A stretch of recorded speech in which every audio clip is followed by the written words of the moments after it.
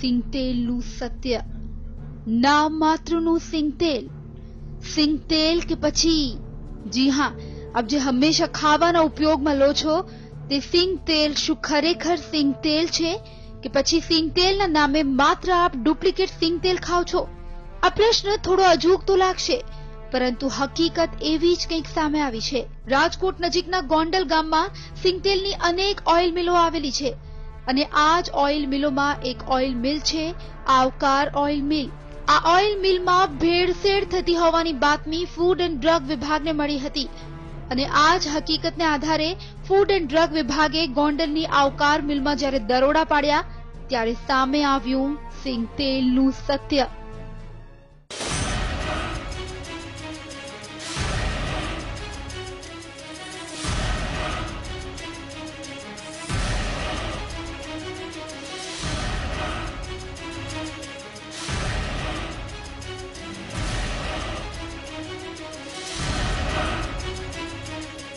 ગોંડલના ઉદ્યોગનગરમાં આવેલી આવકાર ઓઇલ મિલમાં જ્યારે ફૂડ એન્ડ ડ્રગ વિભાગ ત્રાટક્યું ત્યારે ઓઇલ મિલમાં ઓઇલ મિલનો માલિક દિનેશ કાકડિયા તો હાજર જ નહોતો, પરંતુ તેનો મેનેજર હાજર હતો અને ઓઇલ મિલમાં કેવી રીતે ભેળસેળ કરાતી હતી તે વાત પોપટની જેમ ઓઇલ મિલનો મેનેજર બોલવા લાગ્યો। સિંગતેલ કઈ રીતે આપણે બનાવીએ છીએ? 3 કિલો સિંગતેલ ને 12 કિલો સોયાબીન। અને કેટલા કિલોનું પેકિંગ તૈયાર થાય? 15 કિલો। અને આ માલ બધો ક્યાં જાય છે રોજ? બહાર એ તો શેઠ ને ખ્યાલ હોય ને ક્યાં સેન્ટરમાં સુરતનું છે ને? કેટલી જગ્યાએ જાય એ યાદી રહી મુજબ આશરે કેટલા 15-20? બસ 15-20 જગ્યાએ જાય છે।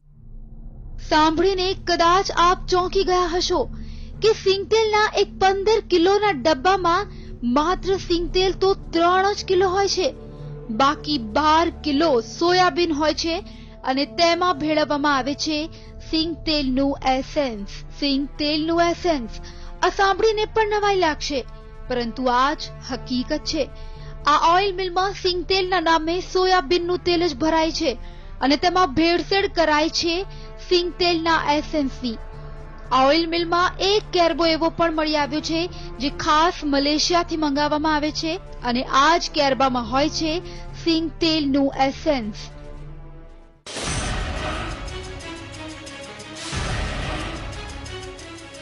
અમને અહીંયા ગાડી મળ્યું છે કે એ લોકો મોટાભાગનું સોયા તેલ, થોડુંક સિંગતેલ અને બાકી ફ્લેવર ઉમેરી અને શુદ્ધ સિંગતેલના નામે જુદી જુદી બ્રાન્ડથી આ લોકો સુરતના માર્કેટમાં વેચે છે।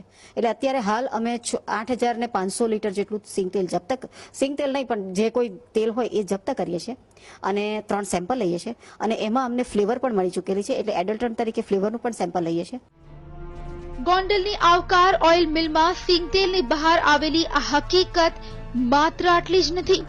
આ ઓઇલ મિલમાં દરોડા પાડતા તંત્રને જુદી જુદી બ્રાન્ડના 12 થી 13 પ્રકારના સ્ટીકર્સ અને આ સ્ટીકર્સની આડમાં નકલી સિંગતેલ સુરતની જુદી જુદી પેઢીમાં મોકલી દેવામાં આવતું હતું અને આ વાતના લેખિત પુરાવા ફૂડ એન્ડ ડ્રગ વિભાગને હાથ લાગતા ફૂડ એન્ડ ડ્રગ વિભાગે ગોંડલ ઉપરાંત સુરતમાં નમૂના લેવાની કામગીરી હાથ ધરી છે। આ જે એસેન્સ ખરું ને મલેશિયાથી ઇમ્પોર્ટ કરેલું છે અને આ એસેન્સ આ